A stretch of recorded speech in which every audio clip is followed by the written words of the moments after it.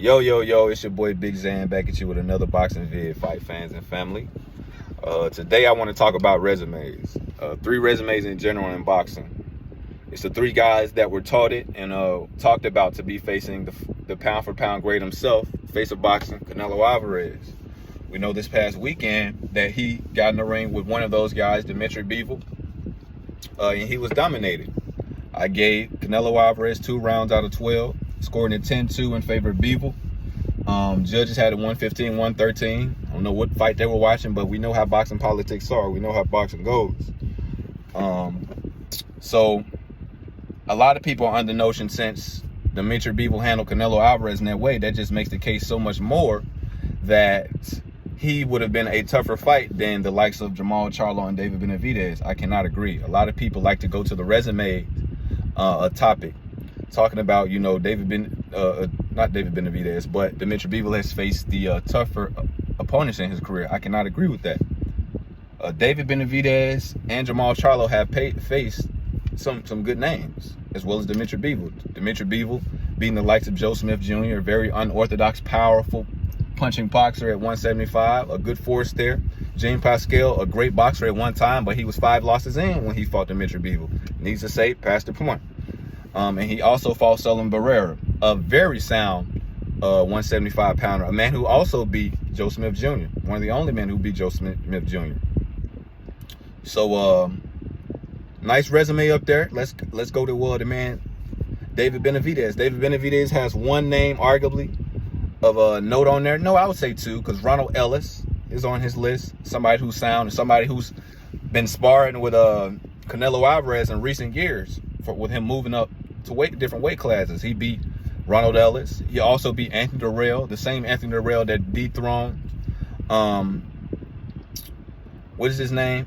Abney Yildirim and Caleb Truex. Yeah, that same Anthony Durrell. You know anything about the 168-pound division, you know he was a dominant force down there at one time. Losing a close fight to Badu Jack. He lost most of the second half. We know he's a dangerous guy down there. A lot of power. I want to say at least an 85% KO ratio with wins and KOs. That's who David Benavidez has on his record. And we talk about Jamal Charlo, which is a guy I think you can make the case for resumes, because Jamal Charlo, when he was down at 154, not 160, he fought the likes of Austin Trout, Julian J. Rock Williams, and Sergey Derevyanchenko. We know Sergey Derevyanchenko is the same man who fought Triple G recently and gave him one of the toughest fights of his career. I scored the fight for Derevyanchenko. A lot of people did, but you know how boxing politics are. But he has that guy on his resume. He also has Julian J. Rock Williams, the same Julian J. Rock Williams that dethroned Jarrett Hurd down at 154.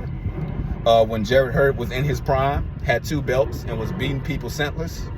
And we know he also has Austin Trout, the same Austin Trout that beat Miguel Cotto, on his list. So that's something I just wanted to hit on and touch on.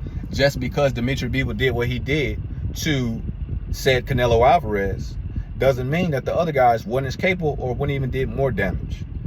We got to stop going with the notion that just because a guy hops in the ring with Canelo Alvarez and he does certain things to him, that puts him levels above other guys on Canelo Alvarez's radar. That being Andrade, that being Jamal Charlo, that being David Benavidez. You know, my hat's off to Bivol. He handled business. Great fighter, very disciplined fighter. Like I said, man, he would throw a couple combinations when he had Canelo Alvarez on the ropes, and he would simply reset to the ring. Not going for any nonsense, not getting into a firefight. Very disciplined man. Was never on the ropes for more than 2 seconds. I'm very happy with his performance. And he definitely proved he was better than a lot of people thought he was, me included. But to go out on a limb and say he did way better than a David Benavidez or Jamal Charlo could have been is a lot to say. And I won't agree with that. So what's left for Canelo Alvarez is he can rematch Dmitry Bivol at 175 or 168. Bivol wants to do it at 168. And I think that is a bad idea for Canelo Alvarez, because Bivol is not the biggest 175-pounder. Guys like Joe Smith Jr. are bigger than Dmitry Bivol. Guys like Artur Beterbiev are bigger than Dmitry Bivol. And I think he might have a better time at 168 than 175. But we'll see. It's all speculation. I think the man Canelo Alvarez has a couple of options right now, but he's still between a rock and a hard place. I think, honestly, he should go down and fight Dmitry Bivol. Not Dmitry Bivol, but David Benavidez at 168. Because David Benavidez is looking for them titles. And he is the #1 man at 168. For you to be the undisputed champion at 168, you must defend your titles. That's my take on the matter, guys. You know, you have a lot of casual fans out there saying that these are the types of facts in boxing. They are not. You need, when you say resume, who does he has on his resume? What have they done? What have they accomplished? Why is his resume better than his? Ask him, break it down, elaborate on it. You know, you can make a case that Bivol's resume is better than Charlo's and Benavidez's and Andrade's.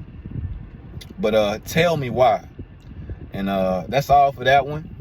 I look forward to seeing Jermell Charlo, the smaller Charlo, down at 154, fight Castano for the second time around. I say Castano won the fight the first time around, but we know how boxing goes. I don't think that Jermell Charlo is going to come in the same guy. I think he's going to go for the knockout. I think he's going to leave no stone unturned, because last time he came in with a shell of himself, and I say, like I say in my other videos, if he does that again, they better get them belts to Castano, Brian Castano, because he came to fight. Very good 154 pounder. But we'll see how it goes. I'll be tuning at the fight. I'll let you guys know my prediction in another video. On that note, it's your boy Big Zan. Like, share, subscribe. Peace. I'll catch y'all with another.